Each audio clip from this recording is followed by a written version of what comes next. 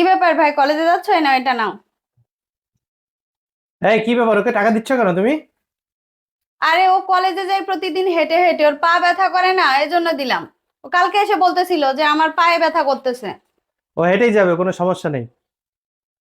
ওই টাকাটা নিয়ে নাও, টাকাটা আমার লাগবে। আম্মু, আমার বান্ধবীর জন্মদিন আসতেছে। আমি পুরোনো জামা পরে যাব না, আমাকে একটা নতুন জামা কিনে দাও। বান্ধবীর জন্মদিনে যেতে গেলে নতুন জামা লাগবে? কেন, তোমার জামা নাই? তোমার তো অনেক যেগুলো জামা আছে, ওখান থেকে একটা পরে তুমি বান্ধবীর জন্মদিনে যাও। এই শোনো, ফ্রিজে না মুরগি শেষ হয়ে গেছে। বাজার থেকে 2টা মুরগি এনে দাও না। গতকালকেই না মুরগি রান্না করলে, আবার এখন মুরগি আনতে হবে কেন? তোমার ছেলে মাংস ছাড়া ভাত খেতে চায় না, তো কি করব আমি? সবজি আছে, সবজি রান্না করো। আচ্ছা, তোমার হয়েছেটা কি বলো তো? সকালবেলা তোমার ভাইটাকে 300 টাকা দিতে গেলাম, তাও তুমি এরকম করলে। তোমার যে ইনকাম, প্রতিদিন যদি ওরে তুমি 300-400 করে টাকা দাও, তাতেও তো কিছু হয় না। মেয়েটা একটা ড্রেস চাইলো, বান্ধবীর জন্মদিনে যাবে, তাও তুমি এমন করলে। একটা ড্রেস কিনে দিলে কি হতো, আর এখন তুমি ছোট বাচ্চা ছেলেটার সাথে এমন করতেছো, কি হয়েছে কি তোমার বলো তো? এমন করছি কেন? আমার ভাই, আমার ভাইয়ের ভালো মন্দ তো আমিই বুঝি, তাই না?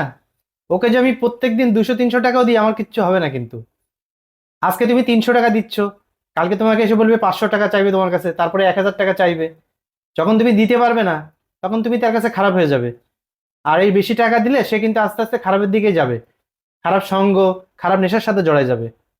আর মেয়ের কথা বলছো, এই তো সপ্তাহখানিক আগে মেয়ের একটা নতুন ড্রেস তুমি কিনে দিলে।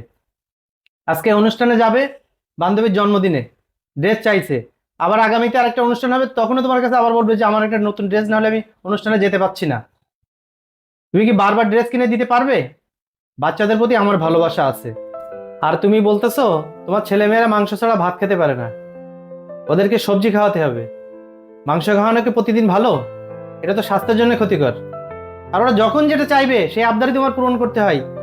শোনো, ছেলে মেয়েদেরকে একটু অভাব শেখাও। আজকে তুমি ভালো আছো, তুমি দিতে পারছো, সামনে তোমার অবস্থা খারাপ হতে পারে, তখন তুমি দিতে পারবে না।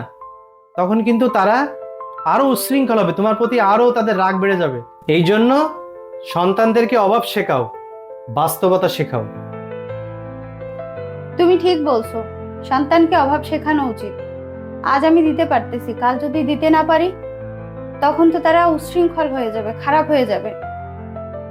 প্রতিটি বাবা মায়ের উচিত সন্তানকে একটু অভাব দেখানো, একটু অভাব শেখানো, বাস্তবতা শেখানো।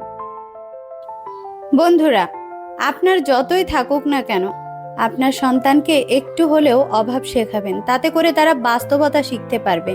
আর আমার এই ভিডিওটি ভালো লাগলে অবশ্যই একটা শেয়ার দিবেন।